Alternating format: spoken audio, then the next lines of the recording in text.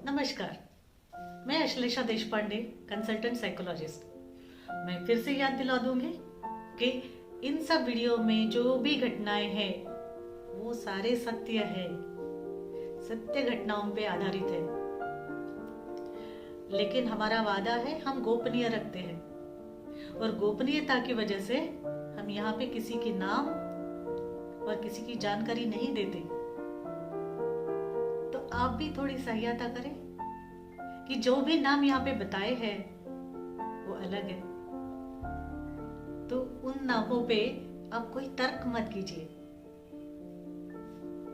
तो अभी का आज का हमारा टॉपिक है unhealthy body and unhealthy mind. अब आज तक हमने देखा कि मन की सेहत क्या होती है, मन का स्वास्थ्य क्या होता है, मन का शरीर पे विकार असर क्या होता है, और हमारे मन के साथ जहर भी होता है। क्या हम इस जहर का संजीवनी के रूप में ये यूज कर सकते हैं? देखते हैं, क्योंकि हमारी शारीरिक व्याधि है, उस पे भी मन का असर क्या होता है। तो अस्वस्थ शरीर और अस्वस्थ मन, ये आज का हमारा टॉपिक है। Unhealthy body and unhealthy mind. फिर से रिपीट करती हूँ, unhealthy body and unhealthy mind. देखो, माइंड एंड बॉडी इंटरकनेक्टेड है। अब हमारे शरीर को कुछ प्रॉब्लम हुआ तो उसका असर हमारे मन पे भी होता है।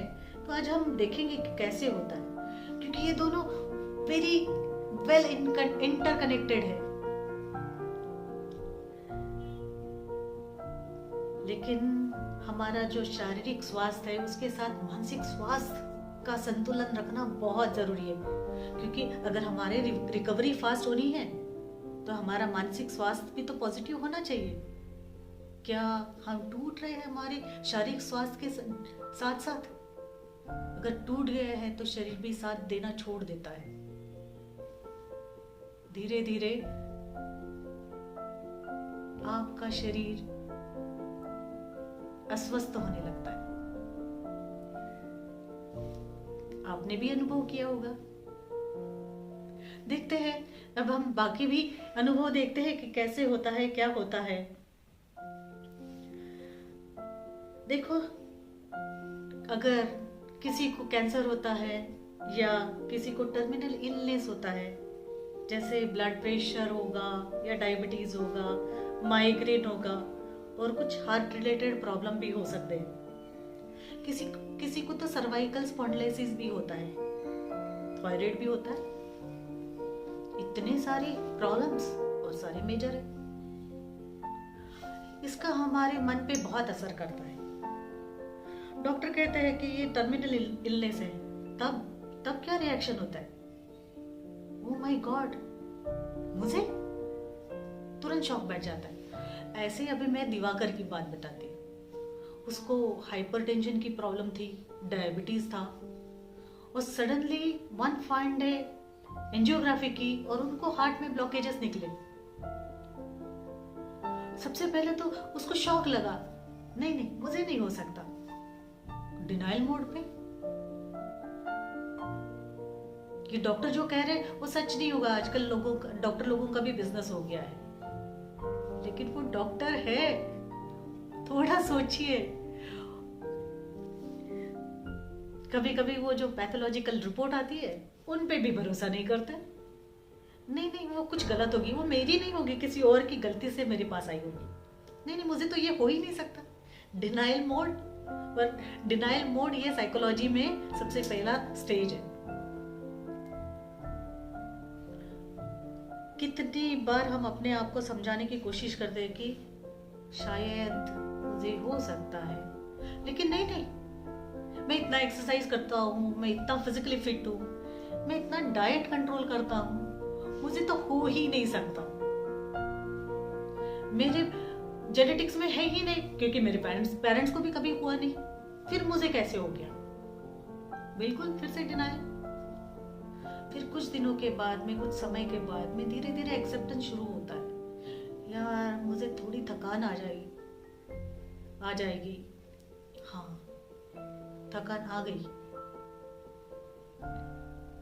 मुझे प्रॉब्लम हो रही है। थोड़ा थोड़ा एक्सेप्टेंस शुरू हो गया। फिर भी अपने आप को सवाल करने लगा, व्हाई मी, मुझे क्यों हुआ ये? इतना फिटनेस था लेकिन मैं कैसे? नहीं, मुझे हो नहीं सकता। लेकिन फिर भी दूसरा ख्याल आता है, हुआ तो है लेकिन मुझे कैसे हुआ? बहुत सोच में पड़ जाता है। धीरे धीरे कुछ और समय चला गया। दिवाकर फिर सोचने लगा, इधर उधर देखने लगा। शायद मुझे काम की प्रेशर की वजह से हुआ, शायद मेरी वाइफ ठीक नहीं है, वो बहुत मेरे साथ अच्छा रिलेशन नहीं रखती, या मेरे बच्चे कभी सुनते ही नहीं है, शायद ये प्रेशर होगा, इसी वजह से मुझे हुआ। ब्लेम करना शुरू, सेकंड स्टेज, ब्लेम करना शुरू हो गया। ब्लेम करना शुरू हो गया।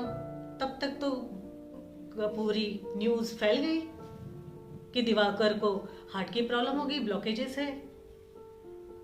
अब लोग मिलने भी आ गए। जब लोग मिलने आते थे तो मैं कहानी बहुत अच्छी तरह से बताता था कि कैसे ब्लॉकेज हुए, क्यों हुए, शायद ये हो गया होगा, शायद वो हो गया होगा। तब तो मुझे अच्छा लग रहा था क्योंकि मेरी मन की बात कोई तो सुन रहा था, मुझे अटेंशन भी मिल रहा था। फिर दिवाकर का क्या हुआ? कुछ दिनों के बाद में दिवाकर को मुश्किल होने लगी। अब मिलने वाले भी कम हो गए।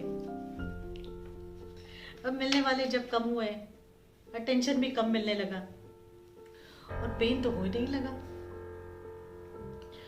अब बहुत कुछ मुझे सजेशन मिल गया था बाकी लोगों से, आयुर्वेदिक, यस आयुर्वेदिक ट्रीटमेंट भी ले ली, होम्योपैथिक ट्रीटमेंट भी ले ली, यूनानी भी ले ली, एलोपैथी तो चल ही रही है, डॉक्टर की पूरा सजेशन मैं फॉलो कर रहा हूँ। उसके बाद में जो जो अभी नुस्खे बताए हैं, घरेलू हो कुछ भी हो, वो सारे फॉलो हो रहे, बड़े जोर शोर से फॉलो हो रहे, फिर भी कम नहीं हुआ।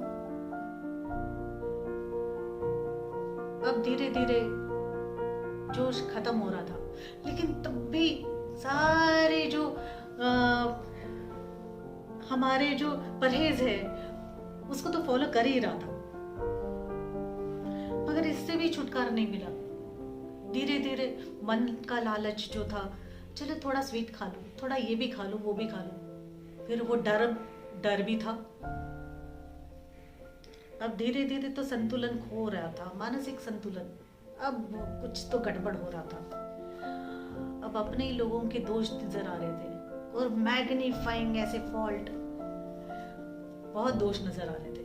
कोई मुझे देख ही नहीं रहा कि मुझे ये प्रॉब्लम हुई है, किसी को कुछ लगता ही नहीं है, मेरे बारे में कोई सोचता ही नहीं है, किसी को कुछ लेना देना ही नहीं है कि मुझे इतनी सारी प्रॉब्लम हो रही है।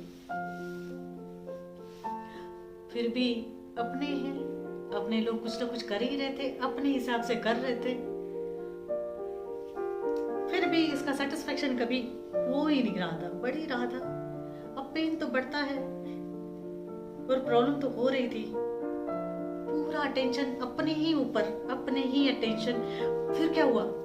चिड़चिड़ापन, छोटी छोटी बातों पे उलझ जाना, हर छोटी चीज के लिए लड़ना,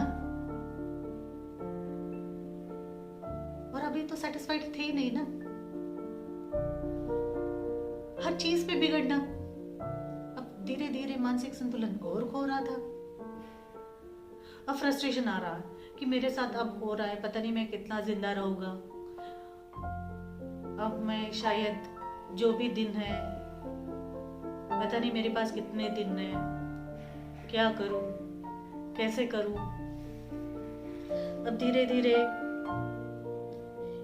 परेशान होना शुरू हो गए। लेकिन तब भी जो प्यार करने वाले लोग हैं वो सपोर्ट करने की पूरी तरह से कोशिश कर ही रहे थे। बीच बीच में डांट भी लगा रहे थे कि देखो ये परहेज नहीं करना चाहिए था, वो आप परहेज कर रहे हैं, परहेज नहीं, जो करना चाहिए परहेज वो आप खा रहे हैं, पी रहे हैं, देख रहे हैं। वो डांट भी अच्छी नहीं लगती थी।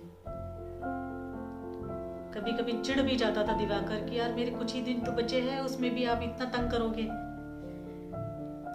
धीरे धीरे इतनी एंजाइटी बढ़ जाती थी कि वो अपना कंट्रोल पूरा खो देता था, और सामने वाले को लगता था कि इसको हो क्या रहा है, इतनी छोटी सी बात पे इतना उलझ क्यों रहा है।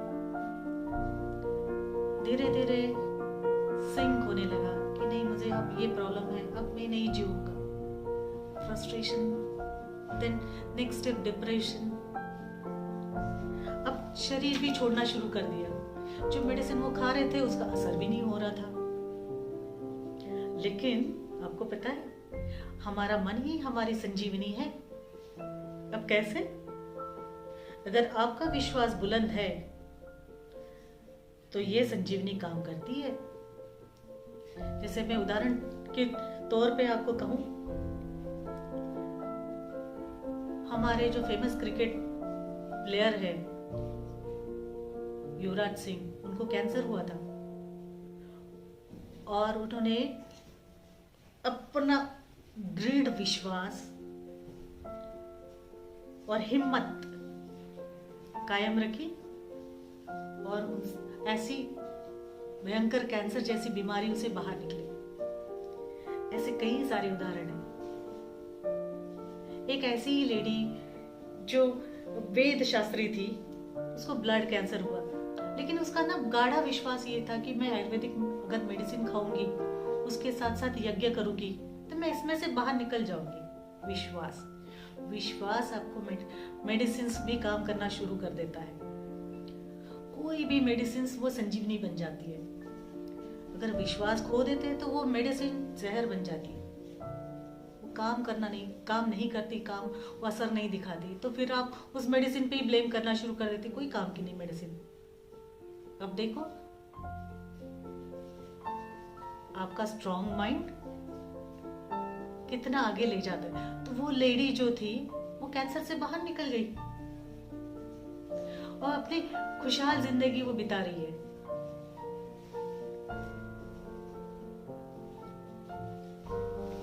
तो देखिए, आपका मन जैसे जहर बन सकता है, तो आपका मन संजीवनी भी बन सकता है। ये अमृत होके आपको कितनी सारी बीमारियों से आजाद कर देता है। थोड़ा सोच के देखिए। यह वीडियो आपको अच्छा लगा होगा तो इसको लाइक कीजिए, सब्सक्राइब करना ना भूलिएगा, क्योंकि नोटिफिकेशन आते रहेंगे और शायद आपको फायदा मिल जाएगा।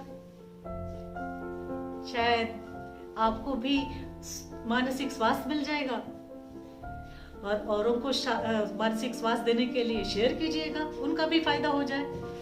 नेक काम करना मत भूलिएगा। धन्यवाद।